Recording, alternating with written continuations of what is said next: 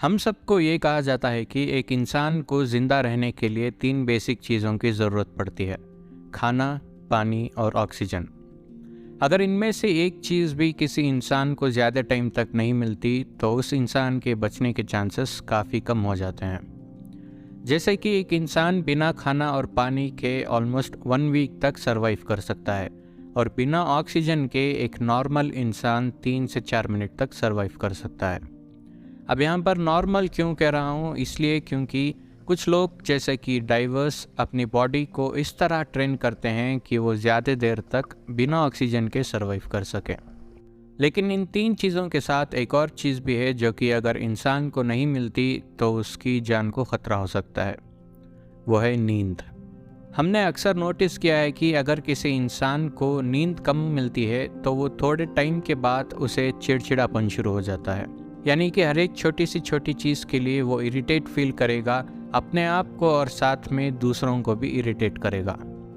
लेकिन अगर मैं आपसे कहूँ कि कुछ ऐसे भी इंसान हैं जो कि अपनी ज़िंदगी में कभी सोए ही नहीं, तो आप इस बात पर शायद ही बिलीव करेंगे। लेकिन इन लोगों के साथ कुछ ऐसा ही हुआ था। वीकली फैक्ट्स रिलीज़ की एक और वीडियो में आपका स्वागत है।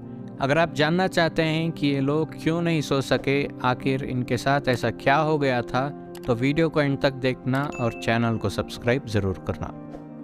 पॉल कर्न ये अपनी लाइफ में ऑलमोस्ट 40 ईयर्स तक नहीं सो सके। आखिर इनके साथ ऐसा क्या हुआ था कि इन्हें 40 ईयर्स तक नींद ही नहीं आई। ये जानने के लिए हमें ये जानना पड़ेगा कि पॉल कर्न थे कौन और क्या करते थे। तो पॉल एक हंगेरियन फाइटर थे जो कि ऑस्ट्रिया के आर्च ड्यूक फ्रांस फर्डिनेंड के असैसिनेशन के बाद जो हंगेरियन फाइटर्स थे उन्हें जाकर ज्वाइन कर लेते हैं। अब ये सब हंगेरियन फाइटर्स मिलकर फ्रांस फर्डिनेंड का असैसिनेशन का बदला लेने वाले थे।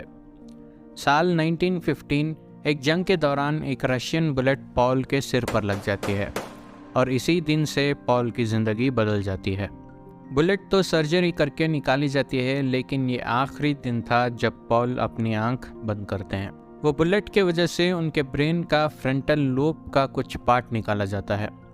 फ्रंटल लोब, जिसे पता नहीं, हमारे ब्रेन का ही एक पार्ट है जो कि कई सारे एक्टिविटीज़ जैसे कि हमारे emotions, body movements, problem solving और ऐसे ही कुछ एक्टिविटीज़ के लिए रिस्पॉन्सिबल होता है। और इस पार्ट को डैमेज होने का मतलब बॉडी में कई सारे अनयूजुअल सिम्टम्स दिखाई देने के ज़्यादा चांसेस हैं। जब पॉल अपनी सर्जरी से रिकवर होते हैं और होश में आते हैं तब उन्हें कुछ पता नहीं चलता, ये भी नहीं कि इसके बाद अब वो कभी सो नहीं सकेंगे। इस इंसिडेंट के बाद पॉल कर्न मिलिट्री से रिटायरमेंट ले लेते हैं और फिर एक नॉर्मल सिविलियन लाइफ जीना शुरू करते हैं। अब इस टाइम पर पॉल कर्न सोने की एबिलिटी खो चुके थे। इतना ही नहीं, अब उन्हें सोने का मन भी नहीं करता था। अब यहाँ पर पॉल के ना सोने पर उन्हें एक्स्ट्रा 8 घंटे मिलते थे, जो कि उनके लिए एक ब्लेसिंग की तरह भी था और साथ में एक कर्स की तरह भी था। अब इस टाइम पर पॉल जब भी सोने की कोशिश करते तो वो उन्हें थका देता था।